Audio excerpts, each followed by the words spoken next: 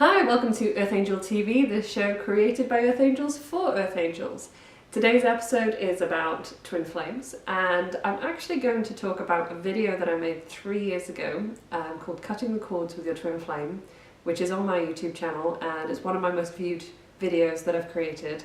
And I think it's the most viewed one because there are so many twin flames out there who are separated and they want to know how to be able to let go.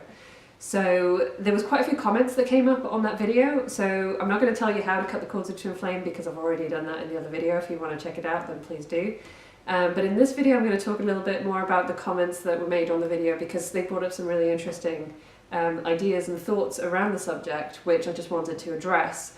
And the comments that came out, so some people were saying, it's really important to cut the cords, because especially if they end up with somebody else, then you've still got that attachment to them, and you really, if you want them to be happy and if you want to be happy and move on, then cutting cords is really important.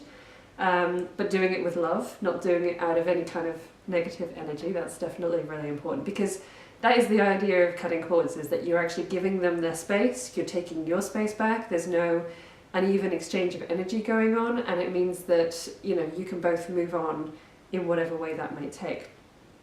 So let's have a look at some of the comments. So some people were finding it difficult to cut the cords completely, and with your twin flame you will probably always have some kind of connection to them. You'll always have some kind of knowing of what they're up to or what's happening with them. But the idea of cutting the cords is that there's not an active cord between you that is like siphoning off your energy or their energy. So that's basically what this video is about, is cutting those cords so that there's not this sort of energy vampire thing going on. But you probably will always have a connection with them. It might never release them completely, but once you accept that, it no longer becomes a problem. Because if you think of them, like if they just pop into your mind, you'll just be like, oh, send them love, move on, carry on. So by accepting that and not resisting the fact that there may always be a connection between you, it makes things a lot easier to just send them love and gratitude and then move on.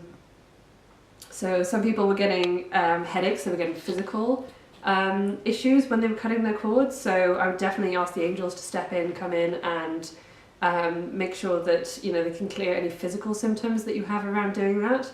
But in a way, to me, that just makes it even more important that you cut the cords, because if you're having physical reactions to cutting the cords, then that means that exchange is not necessarily a healthy one. So some people are saying you can't cut off the other half of you, whereas, like I've said in another video, I don't believe they are the other half of you. They are a soul that perfectly complements yours. You are a whole person in yourself. So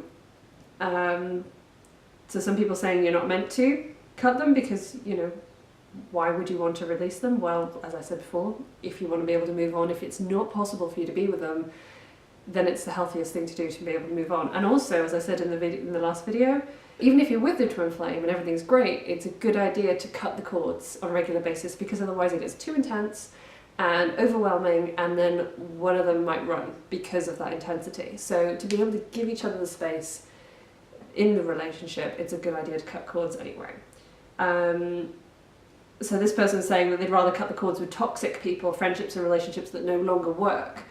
But cutting the cords isn't necessarily about only cutting it with people that you don't want in your life anymore.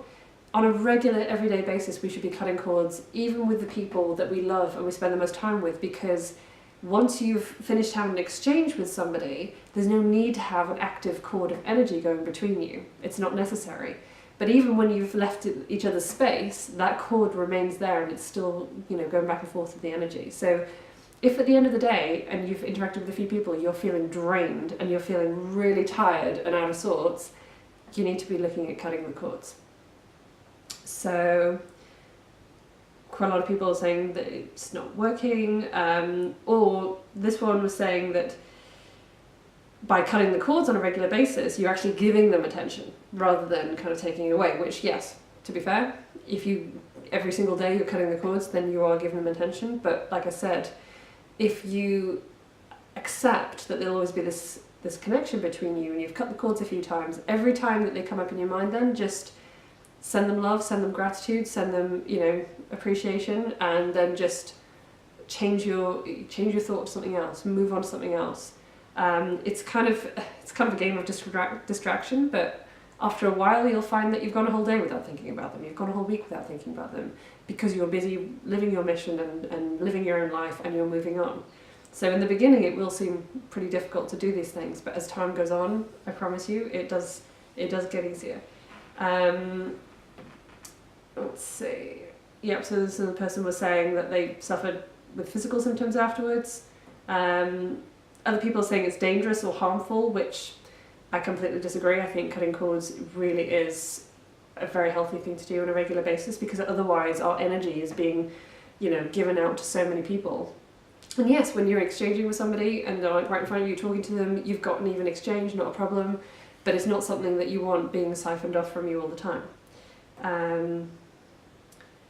So this person was saying that they felt guilty for cutting the cords, and again, to me that just suggests that the connection, the cord that you've got with this person isn't a healthy one, isn't a good one for you. So there's absolutely no reason for you to feel guilty about protecting your own energy, about reeling in your own energy and keeping it safe. And there's no guilt to be had around cutting people off either. If somebody is not good for you, if they're not healthy for you, then there's absolutely no shame in saying, actually I need space from you right now, and cutting the cords is definitely a good way of doing that. So if you would like to try cutting the cords with your twin flame or with anybody else in your life, do check out the other video, we'll put the link below, and because I describe in detail how to go about actually visualising cutting the cords. And definitely put yourself first, especially if you've been in a very intense connection with your twin flame. Chances are that you might have lost part of yourself a little bit along the way. You might have lost sight of your mission or your purpose. You might have not been in contact with friends and family as much because it's been such an intense bubble. So definitely have a look at cutting the cords. It's not dangerous. You can ask the angels to ensure it's for your both highest good, and you can ask for their help in actually making it happen as well. So thank you for watching this episode. I hope you found it useful. Please do share it with your friends and subscribe to my channel if you would like a notification of the next episode.